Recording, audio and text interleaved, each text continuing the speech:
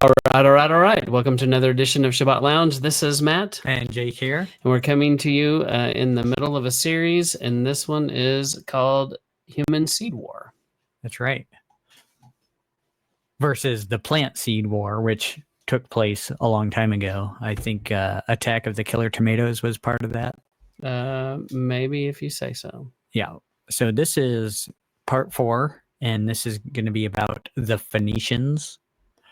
If you haven't seen the first 3 parts, watch those first. Again, as always, go check out sabbathlounge.com for all of your study needs. There's Torah portions on there and a bunch of different series that we've done, apologetic stuff and interviews and the like. So like and subscribe and share it with your friends. And if you're, excited to get this content, then someone else probably is too. So I'm excited. I'm excited. Good. All right. Well, we're glad you're here, and we certainly appreciate all of our faithful followers that show up in our comments on a regular basis, and we always look forward to seeing that and interacting with you.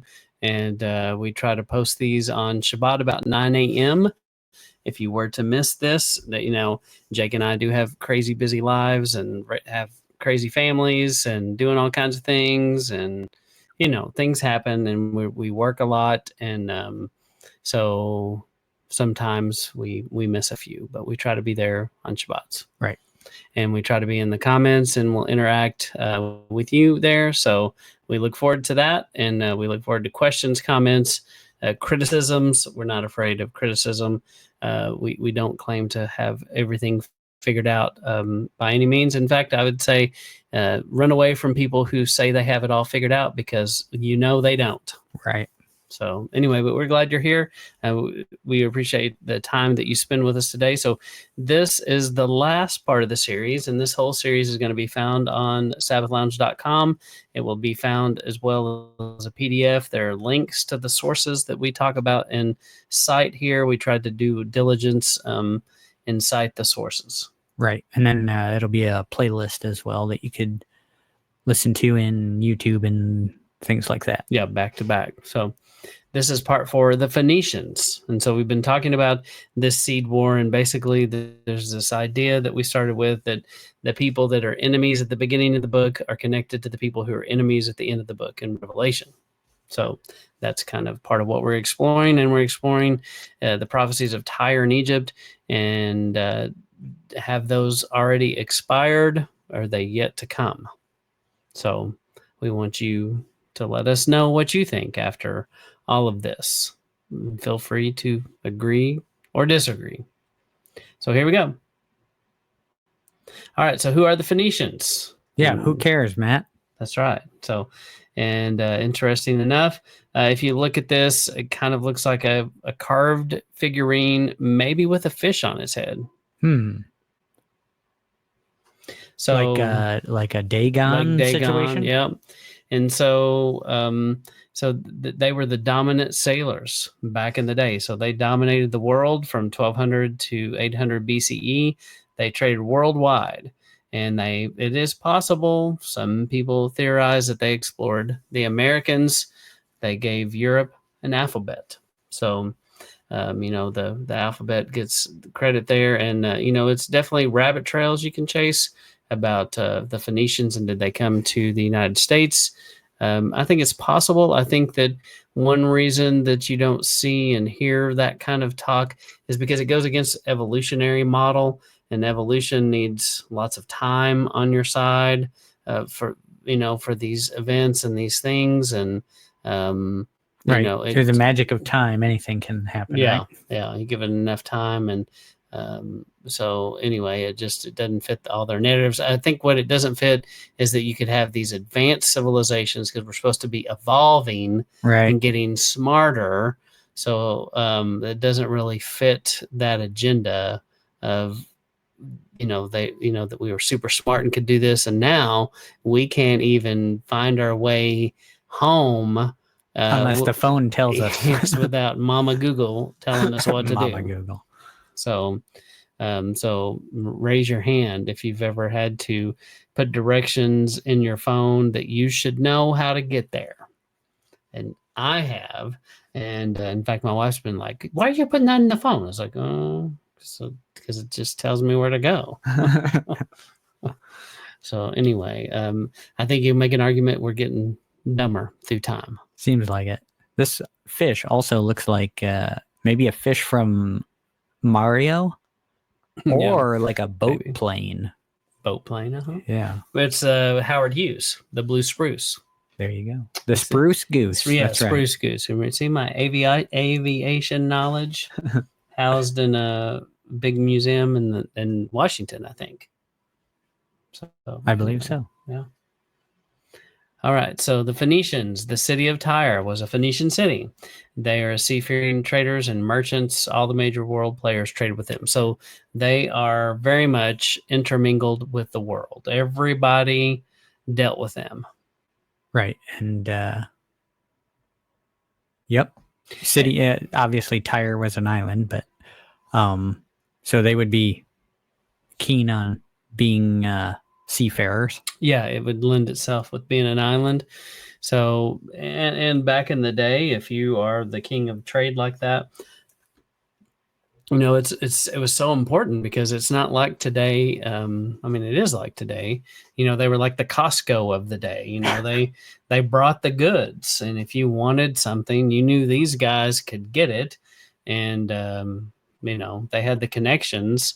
And it is unlike today where we can conveniently go to the grocery store, to the convenience store, and get all kinds of things that would just be unheard of back in these days for you to get so accessibly. But the Phoenicians were kind of like that to the world. They made it possible for people to trade all over. I wonder how many times they had a run on toilet paper. Probably none. So interesting. What did they use for toilet paper? I don't know. Exactly. All right. So they traded wood, cloth. There you go. Dyes. Yes. Embroideries, wine, decorative objects, ivory, wood. Wood carving became their specialties, and the work of the Phoenician metalsmiths was well known. So they were not just, they didn't just have material goods, they also had skills. Yeah, they had some skilled labor, yeah. The wood carving thing, you might remember from the last episode, we talked about Hiram as the king of Tyre providing wood for Solomon's temple. Yeah, and I also think it's something interesting when you study the Phoenicians. I think sometimes, I guess we'd call them the historians and archaeologists and anthropologists, sometimes maybe misattribute things that are actually connected to the Hebrews and the Paleo Hebrew, because the Hebrews and the Phoenicians did live side by side. And we know this from the Torah and, and then the book of Joshua, you see that they're cohabitating in the same kind of space here. So it makes sense that they would share culture and some things.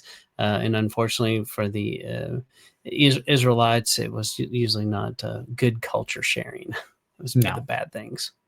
So, but when you look at the Phoenician alphabet and you put it side by side with the Paleo Hebrew alphabet, you see lots of similarities. And so I think what I'm getting at is, and so if you study and you've seen some people that talk about the Phoenicians have the first language. Well, I believe that is incorrect. And so that kind of goes against what my history professors said, and because they would tell you that the Phoenicians had the first language. Well, I believe that it's the Hebrews that have the first language, and the Phoenicians kind of steal it, and they end up getting credit for that alphabet and that. But really, I believe it's Yah that created all of that, and it kind of got stolen. Now, once again, something he made got hijacked and stolen.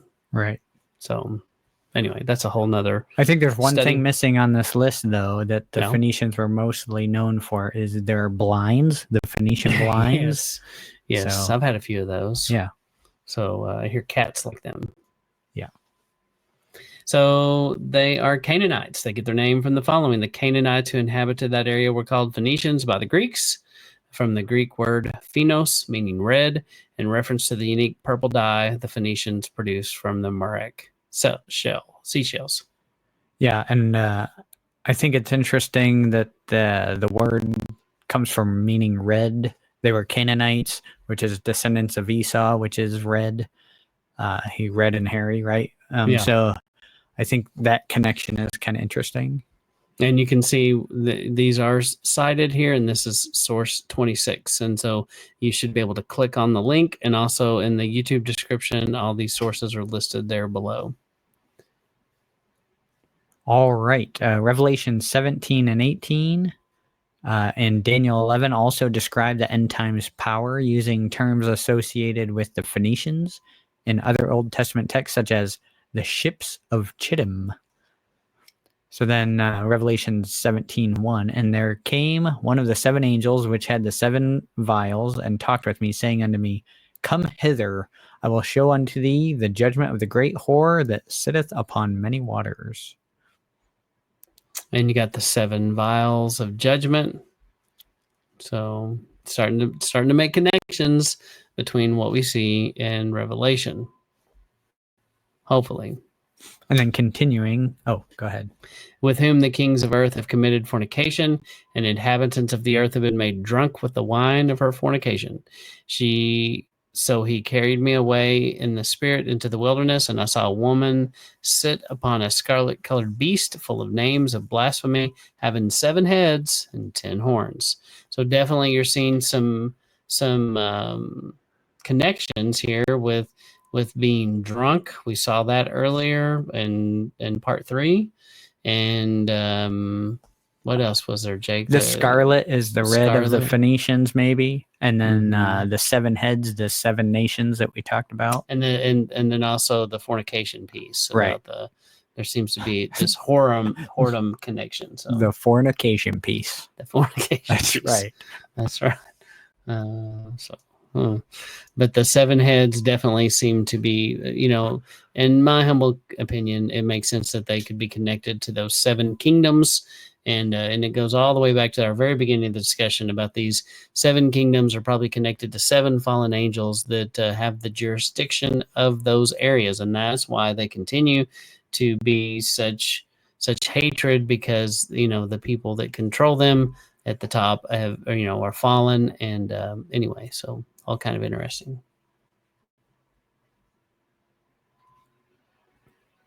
All right. Continuing. And the woman was arrayed in purple and scarlet color, and decked with gold and precious stones and pearls, having a golden cup in her hand full of abominations and filthiness of her fornication. And upon her forehead was a name written, Mystery Babylon the Great, the mother of harlots and abominations of the earth. And this lady's got a big forehead. Yes, it's a big forehead. I wonder if she shaved that forehead. She must have shaved that forehead, yeah. She had to shave it because it was like a walking billboard. And I think she's probably somebody that would be shaving it, according to this, Yeah. Yeah, she's not a good lady here. No. Not one you bring home to meet your mom. Right. So again, you got the scarlet, the purple, the abominations and filthiness of fornication. And so it seems to tie in. Yeah. Yeah. It's a Mystery Babylon, connection there too. Yeah. And so this is just, I think it's just pretty much the same. It's just all. Yeah, this is the same here. thing. Yeah. Made in a beautiful way. Yes. Yes. So we won't rehash that because it's just the same thing. And then Revelation 18:11-16, the merchants of the earth cry and mourn over her, because no one buys her cargo anymore. No one buys the cargo of gold, silver, gems, pearls, fine linen, purple cloth, silk, bright red cloth, all kinds of citron wood, articles made of ivory and very costly wood, bronze, iron, marble, cinnamon, spices, incense, perfume, frankincense, wine, olive oil, flour, wheat, cattle, sheep, horses, wagons, slaves. That is humans. The slaves isn't funny. No, it's not. The fruit you craved is gone. All your luxuries and all your splendor have have disappeared. No one will ever find them again. Frightened by her torture, the merchants who had become rich by selling these things will stand far away. They will cry and mourn, saying, how horrible for the important city, which was wearing fine linen, purple clothes, bright red clothes, gold jewelry, gems, and pearls. So yeah, tons of things with all this, and it goes back to what we just talked about in part 3 about the Phoenicians. We talked about that just a minute ago too, but the Phoenicians and how they traded with people, and it does, and they had cargo. And so it does seem to be connected to this idea. Yeah, and a lot of these items were listed earlier, so yeah, and these are the kinds of things you would trade. Yes. In fact, they one of these trade routes they called the Silk Road. I wonder what the tariffs were like there. Bad. Bad. Ezekiel 26, 15 to 36. This is what Adonai Yahweh says to Tyre. The people who live on the coast will shake with fear when they hear about your defeat. They will groan when your people are wounded and slaughtered. Then the princes from the coast will come down from their thrones. They will remove their robes and take off their embroidered cloths, or clothes, as some say. Dressed in terror, they will sit on the ground. They will tremble constantly and be shocked at you. Then they will sing this funeral song for you. Tyre, you famous city, you have been destroyed. You have been shattered by the sea. You and your people ruled the sea. All your people terrified those who lived by the coast. Your defeat will make the people who live by the coast tremble. Your ends will terrify the islands in the sea. This is what Adonai Yahweh says. I will turn your city into ruins, like cities that have no one living in them. I will bring the deep ocean over you, and the Mediterranean Sea will cover you. I will bring you down with those who descend to the grave to join the people of long ago. I will make you live below the earth among the ancient ruins with those who go down in the grave. You will never return or take your place in the land of the living. And so this is one of those scriptures where it kind of starts for me about, has this happened? Because, there is a city today on the map of Tyre. And according to this, that it will be covered by the sea. And, which implies to me you will never see it again. So that's kind of the question. And so part of me, I can see both sides of it. But it does seem to me that, there's still a city named Tyre, but it's not exactly in the same place. But I'm not quite sure if this has been fulfilled or not. Yeah. So if you look at the previous episode we did showing how Alexander made the causeway out to Tyre, that was the area that historically is known as Tyre. But you're saying there's a different place now called Tyre. There's a modern city named Tyre, and it's just, but it's not that, not exactly in the same location area, but just a little bit over. Okay, so pretty close on the map. Yeah, so I think. So I don't know. But if we know where the original one was, then we would still have to say it needed to be covered over, unless I guess you'd have to say that the historical references to Tyre and Alexander would have to be illegitimate. And then I guess that would be where you'd have to go with it. Well, no, I mean, I think you can make a case that Alexander, when he chunks the pieces of the city into the ocean, he does this, Well, he's kind of coming from mainland, though. Yeah. Right? But it is a version of doing this when you take the ancient ruins from the previous destruction and you throw it into the sea, but then you stack it up and it becomes a new pathway. But yeah, I'm pretty sure you can go to this island and walk on it. So I'm like, has it covered under the ocean? I don't think it is. Yeah, it doesn't seem to be. But parts of it have. So, I don't know. Definitely interesting. And that's kind of what started me on this quest, is trying to figure out if this has already happened, or is this a prophecy to come, or is it a combination of both? Maybe that's what it is. I think then they will sing this funeral song for you. A funeral song is pretty much like that's the end of it, right? Yeah. Yeah, we did see there is the the return after 70 years, but this appears to be after that fact. Yeah, so if you just Google City of Tyre today, and should I show this? I mean, so it's that little belly button sticking out in the yeah, maps. yeah. So I mean, I'm looking at it right there. It's in Lebanon, and you can go see these places, and you can see it right there. So supposedly, mm-hmm. anyone could have drawn that, Matt. Anybody, and that was NASA. Yeah. So there you go. See. So, but definitely, on this map, there's a place that they're calling Tyre. So that makes me think that if there's still a place on the map called Tyre, then that we can link to historically as being called Tyre, because I mean, I could make a town called Tyre in Texas.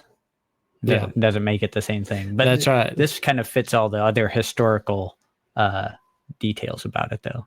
Yeah, and it looks like a pretty place. So it is in the southern end of the country.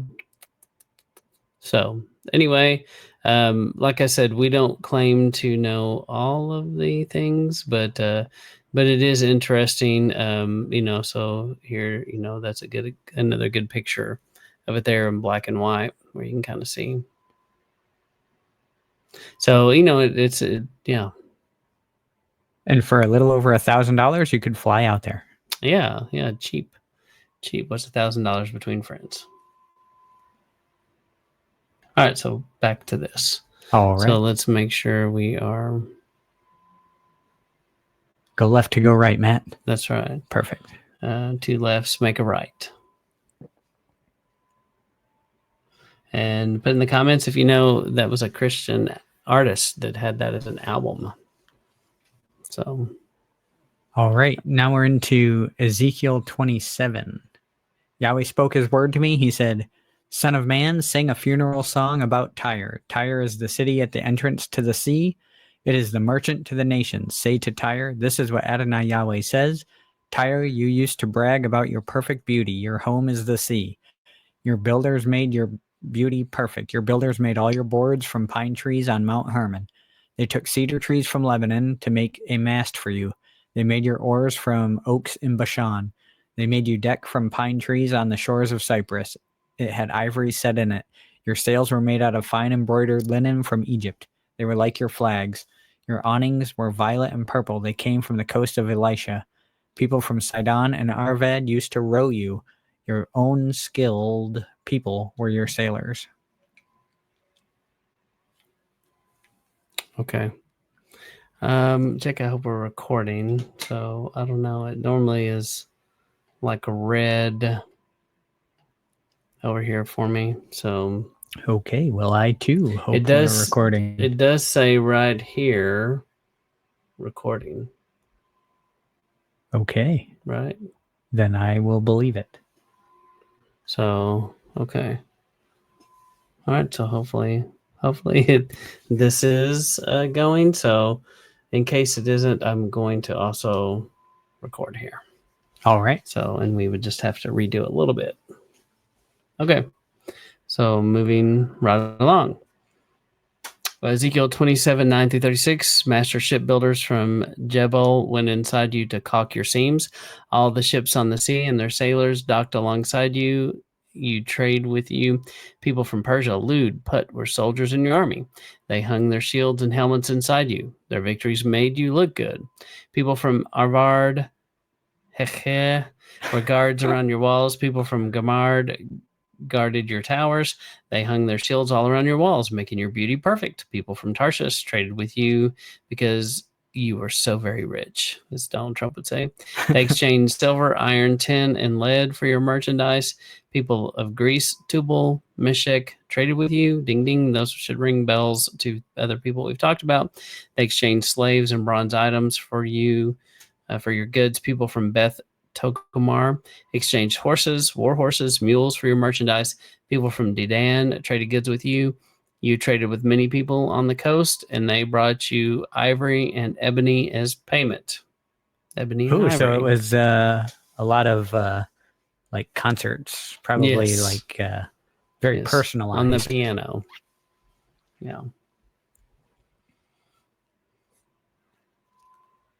Yeah, so they're in cahoots with all these places. Yep. And then continuing on, verse 16, people from Syria traded with you because you had so many products. The most products, the best products. They exchanged emeralds, purple cloth, richly woven cloth, linen, coral, and rubies for your merchandise. Judah and Israel traded with you. They exchanged wheat from Minnith, baked goods, honey, olive oil, and balsam for your goods. People from Damascus traded with you because you had so many products. They exchanged wine from Helbon and wool from Sahar. Danites and Greeks from Uzal traded for your merchandise.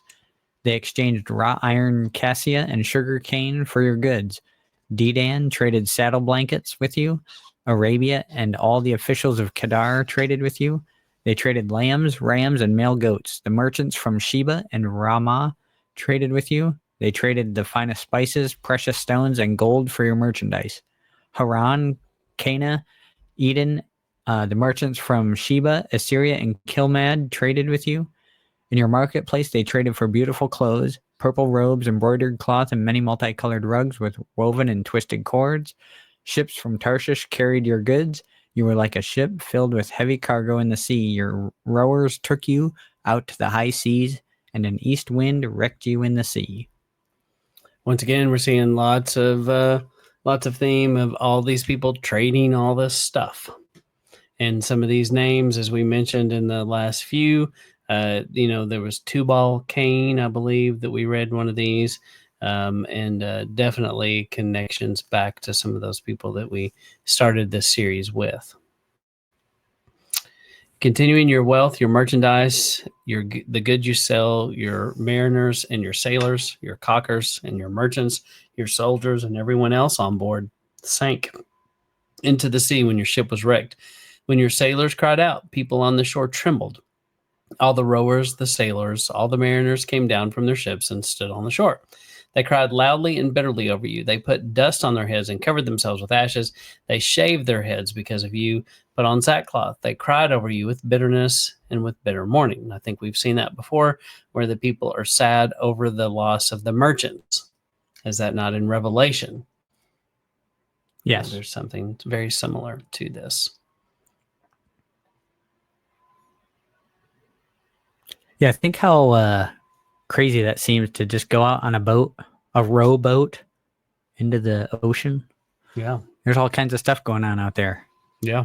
I mean, I get it. The boats were bigger than your typical kayak, but yeah, and it wasn't like one person in there rowing. Yeah. Good luck. All right. Let's see. Continuing on, verse 31, they shaved their heads because of you and put on sackcloth. They cried over you with bitterness and with bitter mourning.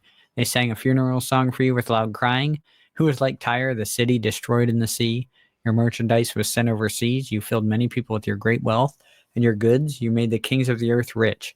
Now you are wrecked in the sea, at the bottom of the sea. Your goods and your whole crew sank with you. All those who live on the coast are horrified because of you. Their kings are terribly afraid. Their faces show their fear. The merchants among the nations laugh at you. You have come to a terrible end, and you will never exist again. And see, that's the part that gets me, is then 36, you will never exist again. And like I said, we just looked it up, and there's a place called Tyre today. So, now, they aren't necessarily today known as, a trading hub of the world like they were then. They're kind of just there, it seems. It's probably more tourism today. Definitely part of what they do. Hosea 9:13, I have seen Ephraim like Tyre, planted in a pleasant place, but the people of Ephraim will bring out their children to be killed. Does not seem like a good thing. Nope. Joel 3. Yahweh will rescue his people in those days, and at that time I will bring back the captives of Judah and Jerusalem. I will gather all the nations. I will bring them down to the valley of Jehoshaphat. I will judge them there. They scattered the Israelites, the people who belong to me, among the nations. They divided my land. They threw dice for my people. They traded boys for prostitutes. They sold girls so that they could buy wine to drink. And here you go. You have that line that I think is super important. They divided my land. So it wasn't theirs to divide, and that goes back to that original discussion that these folks set up and camped on land that wasn't theirs to begin with. It's like they heard that he wanted to give it to them. They're like, "Hey, let's go over there. We're going to occupy this. We're going to make this really hard." And so that's where the fight and the seed war begins, and that does anger him, and you see it here.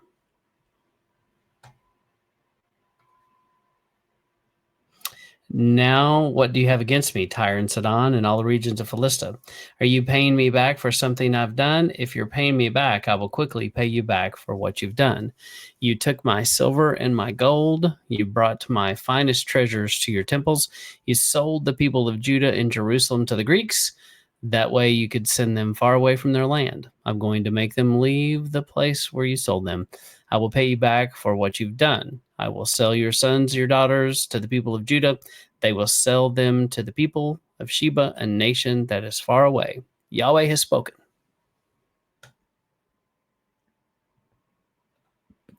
Spoken indeed. Okay, announce this among the nations. Prepare yourselves for war. Wake up the warriors. Have all the warriors come near and attack. Hammer your plow blades into swords and your pruning shears into spears. Weaklings should say that they are warriors. Hurry from every direction and gather there, all you nations. O Yahweh, bring your soldiers. Wake up, you nations. Come to the valley of Jehoshaphat. There I will sit to judge all the surrounding nations. Yeah, you kind of you fight with the soldiers you have, not with the soldiers you wish you had, right? Yeah. This is kind of the opposite too of end times. Here they're, one of the things that comes up is, so here they're hammering their plow blades into swords, but later we see them doing the reverse and pounding their swords into plows. And at that point, there's no war after that time. So we know that hasn't happened yet because there's wars all over the place. Yeah. So, so that plays into it as well. Yeah, no, that's good. And we continue, cut them down like grain. The harvest is ripe. Stomp on them as you would stomp on grapes. The winepress is full. The vats overflow. The nations are very wicked. There are many, many people in the valley of decision. The day of Yahweh is near. In the valley of decision, the sun and the moon will turn dark. The stars will no longer shine. Yahweh will roar from Zion. His voice will thunder from Jerusalem. The sky and the earth will shake. Yahweh will be a meshech for his people. He will be a stronghold for the people of Israel. So definitely this feels like something that hasn't been done. And you see this in Revelation about the wine press turning dark. Yeah, and the wine, the pressing of the wine and the blood flowing to the tops of the bridles. Right. It sounds all very similar to that, and then the darkness. Yeah. Yeah. So, and the sky shaking, and the sky. That seems like people are going to notice.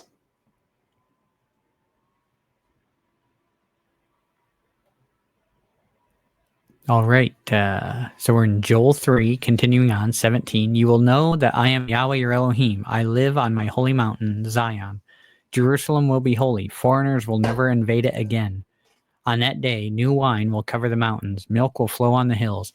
Water will flow in all the brooks of Judah. A spring will flow from Yahweh's temple. It will water the valley of Shittim.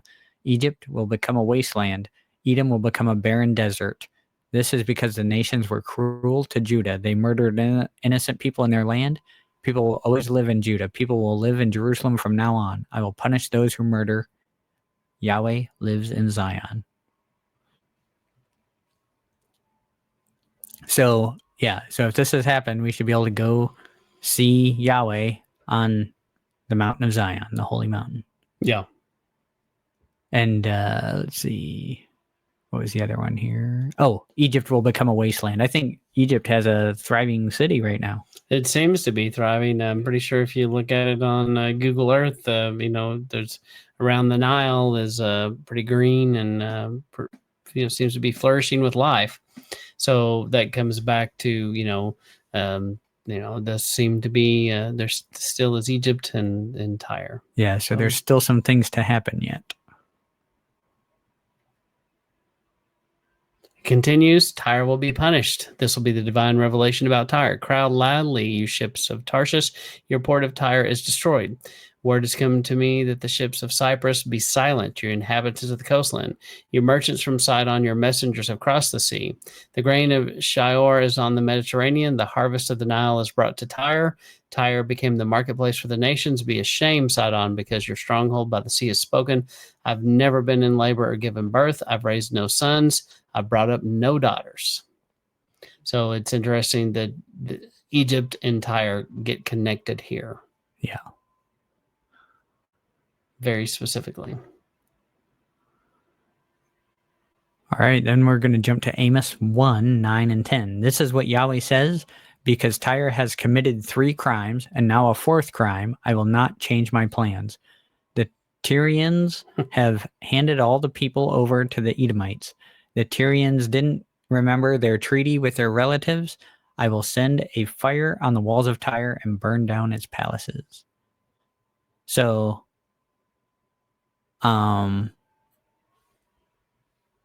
yeah, so he has these plans. He won't change his plans because they've committed these crimes. Yep. Interesting. Interesting that they're handed over to the Edomites. Yeah, yeah. And who are the Edomites? Esau's Sons relatives. Of Edom. Yeah, Esau's relatives. Right.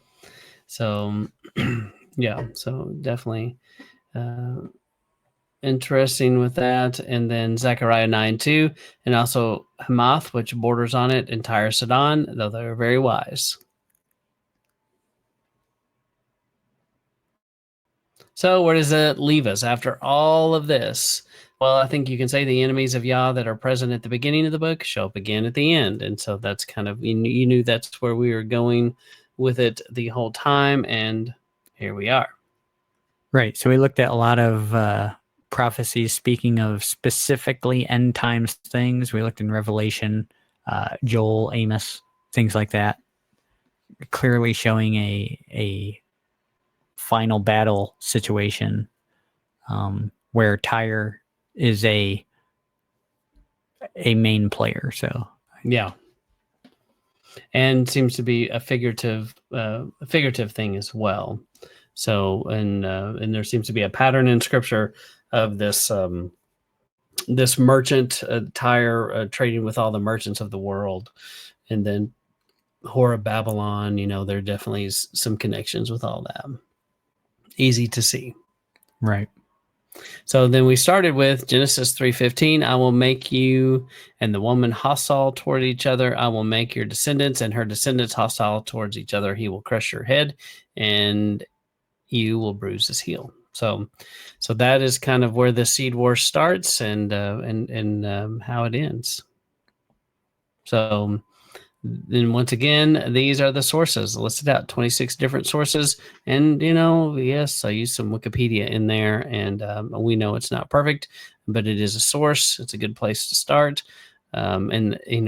So anyway, that's kind of where some of this information came from. And some of it also came from Gary Wayne, Genesis 6 Conspiracy, which is the 4th website in there. So anyway, we will publish this and make it available. There is Gary Wayne himself right there. The man himself. So if you want a good 1,000-page book to read, this is your friend. In fact, 2,000-page books if you read Volume 1 and Volume 2, which I have, and I highly recommend it.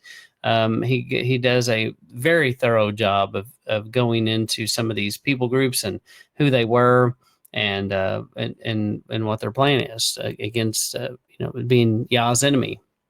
So anyway, definitely an interesting study.